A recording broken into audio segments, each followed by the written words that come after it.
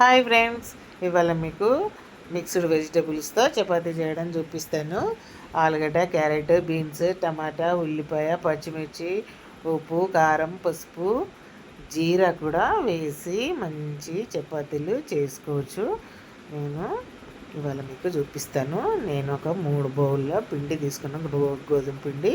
అందులో మనం కట్ చేసి పెట్టుకున్న వెజిటబుల్స్ అన్నీ వేసుకుని అందులో ఉప్పు, కారం, పసుపు అన్నీ వేయాలి. వేసిన తర్వాత ఒక 2 టేబుల్ స్పూన్లు ఆయిల్ వేసి పిండి వెజిటబుల్స్ని మొత్తం మెత్తగా పిసకాలి.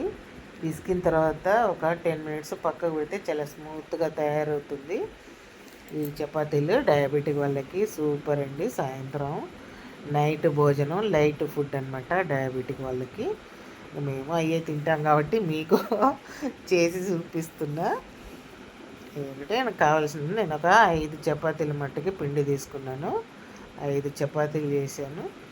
ఈ 5 చపాతీలు లైట్గా కాల్చాలి, ఎక్కువ నూనె వేయకూడదు. చెంచా నూనె గిన్నెలో పెట్టి అడుగు భాగంతోనే రుద్దాలి చెంచాతో. ఎక్కువ నూనె వేయకూడదు. ఆల్రెడీ మనం 2 టేబుల్ స్పూన్లు వేసాం కాబట్టి సరిపోతుంది. చపాతీలు లైట్గా కాల్చుకోవాలండి. స్పూను అడుగు భాగంతోనే ఆయిల్ రుద్దాలి, ఎక్కువ నూనె వేయకూడదు. మంచిగా కాలుతాయన్నమాట. లైట్ బ్రౌన్ షేప్ వచ్చేంత వరకు కాల్చాలి.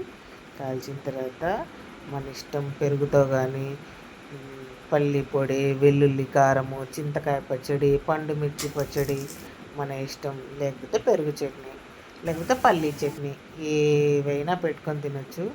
లేదా ఉట్టి చపాతీలే తినొచ్చండి, చాలా టేస్ట్గా ఉంటాయి. ఈ రెసిపీ ఒకసారి చేసి చూడండి, చాలా బాగుంటాయి, టేస్టీగా కూడా ఉన్నాయి. న్యూ రెసిపీ అన్నమాట.